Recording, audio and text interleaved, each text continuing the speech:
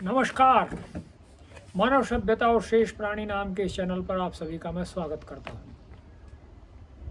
जैसा कि मैंने आपको कल बताया था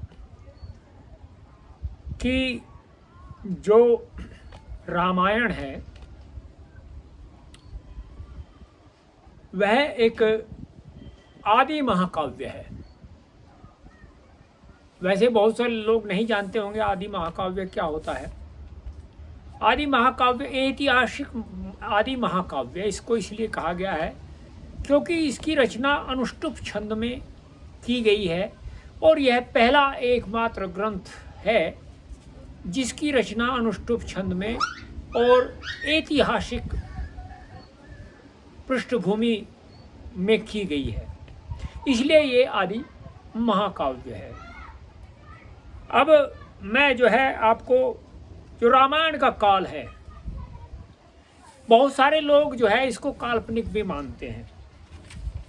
मैं नहीं जानता वे लोग क्यों काल्पनिक मानते हैं और उसके पीछे की धारणा क्या है, लेकिन जहाँ तक जानकारी है मैं बहुत सारी पुस्तकों में पहले पढ़ा हूँ, इसमें भी कुछ इसी प्रकार का है। इस देश का दुर्भाग्य ही कहना चाहिए कि भारत का इतिहास मुसलमानों और अंग्रेजों द्वारा लिखा गया और विद्यालयों, महाविद्यालयों तथा विश्वविद्यालयों में वही पढ़ाया गया। अंग्रेज संसार की आयु केवल 5-6 सहस्र कहते हैं हजार वर्ष ही मानते थे, अतः उन्होंने भारतीय इतिहास को भी 5-6 सहस्र वर्षों के भीतर ही सीमित रखने का प्रयत्न किया। ये जो है अंग्रेजों का एक प्रपंच कह सकते हैं आप, ये प्रोपोगंडा कह सकते हैं। और क्योंकि उनका जो कार्य था वो क्या था, मैं उसके विषय में भी आपको बताऊंगा।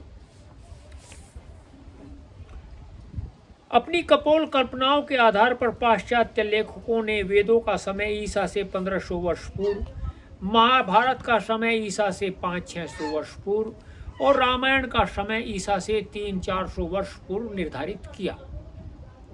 यह काल गणना सर्वथा असत्य और पक्षपातपूर्ण है। बहुत सुंदर बात है।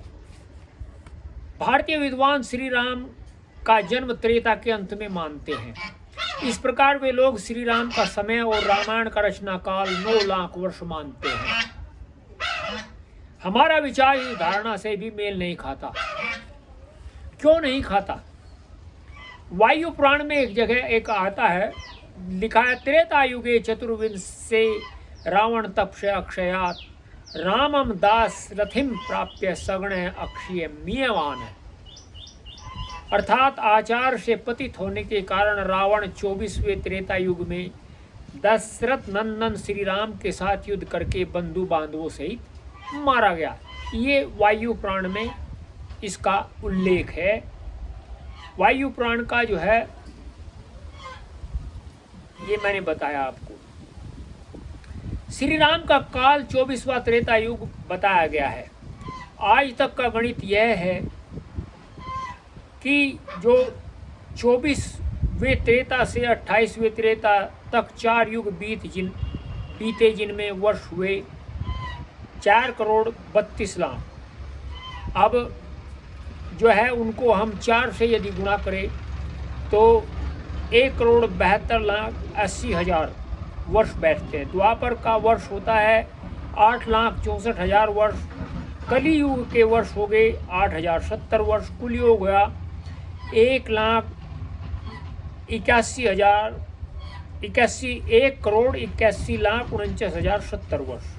इस प्रकार श्री राम का काल 1 करोड़ 81 लाख 49 हजार 70 वर्ष होता है। रामायण श्री राम का समकालीन इतिहास है। जिस समय श्री राम राज्य सिंहासन पर आसीन हो गए थे, उस समय महर्षि वाल्मीकि ने अपने ऐतिहासिक महाकाव्य की रचना की थी। अतः रामायण का समय भी इतना ही है। रामायण के काल संबंध में यह बाह्य साक्षी है। अंतः साक्षी हमने रामायण में ही पृष्ठ 375 पर दी है, वही देख ले।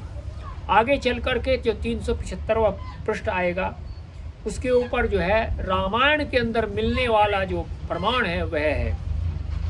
पहले कौन सा ग्रंथ लिखा गया? देखिए यहाँ भी एक बड़ा ही एक कहते कुचक्र, पहले कौन सा ग्रंथ लिखा गया?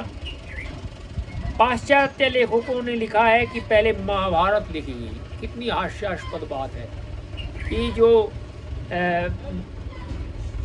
महाभारत है वह पहले लिखी गई, जबकि महाभारत का काल तो 5000 वर्ष पहले है।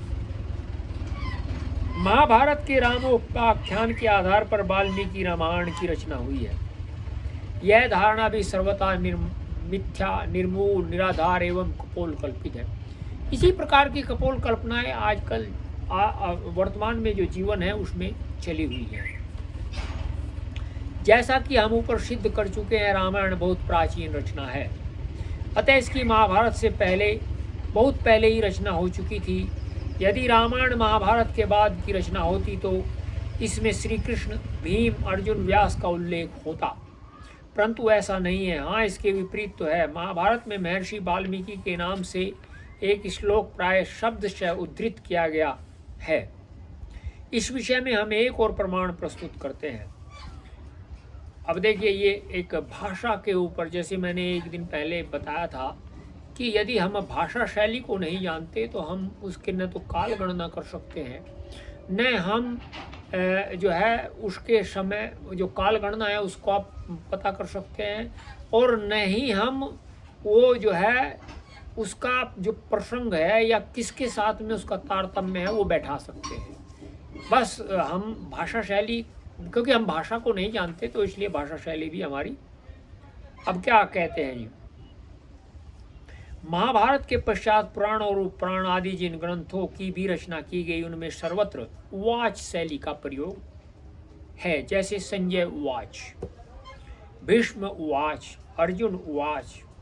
यह उवाच श्लोक का भाग नहीं है, अपितु श्लोक की सर्वथा पृथक है, श्लोक से सर्वथा पृथक है। जब हम रामायण का अवलोकन करते हैं तब हमें उवाच शैली दिखाई नहीं देती। वहाँ वक्ता को जो कुछ कहना होता है वह भी श्लोक का ही भाग होता है, जैसे राजा वचनम ब्रवीत, वक्तु में वो पह चक्र में सत्य में तद ब्रवीमी ते इत्यादि।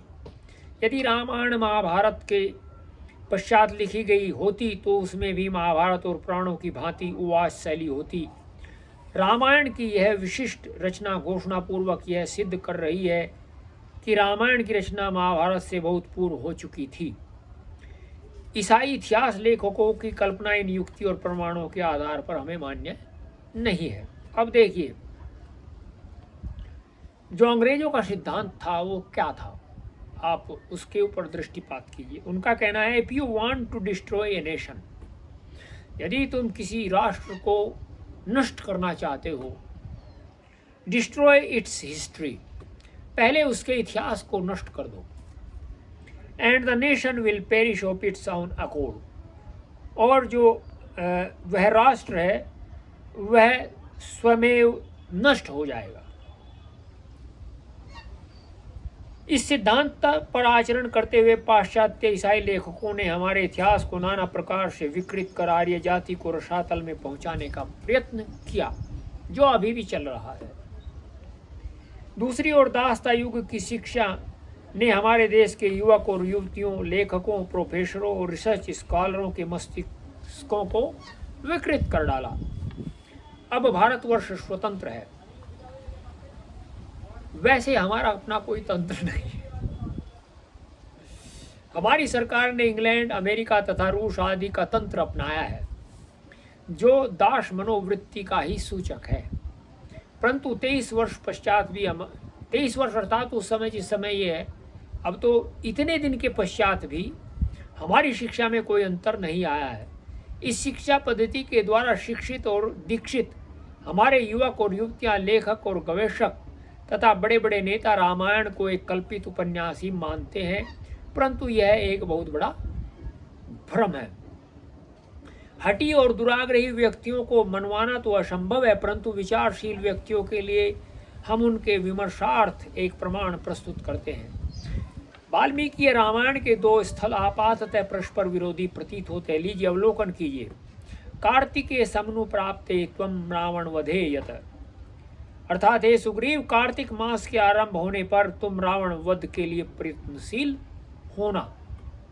आगे चल करके क्या कहते हैं, जो युवराज अंगद है, व्यमास्वयुजे माशी काल संख्या व्यवस्थिता प्रस्थिता सो अपि चातीतः किमतः कार्यमुत्तरम। हम लोग आश्विन मास में सीता के अन्वेषण की प्रतिज्ञा करके राजधानी से निकले थे। वह सब समय व्यतीत हो गया। अब हम लोगों को आगे क्या करना चाहिए, ये एक प्रसंग है। अब ये इस प्रसंग के विषय में कल बताया जाएगा। यदि आपको ये जो रामायण की मिथ्या धारणाएं हैं लोगों के मन में, और वे क्यों हैं, ये आपको बताया। इसके ऊपर विचार कीजिए, मनन कीजिए, चिंतन कीजिए। इस चैनल को सब्सक्राइब करिए, कमेंट करिए, शेयर करिए, और @ सत्येंद्र मलिक के नाम से इंस्टाग्राम और फेसबुक पर फॉलो करिए। आपको कल मैं इसी विषय पर मिलता हूँ कि ये सब क्यों है, और ये जो शैली है हम क्यों नहीं समझ पाते हैं, उसका कल जो है आपको बताया जाएगा। नमस्ते।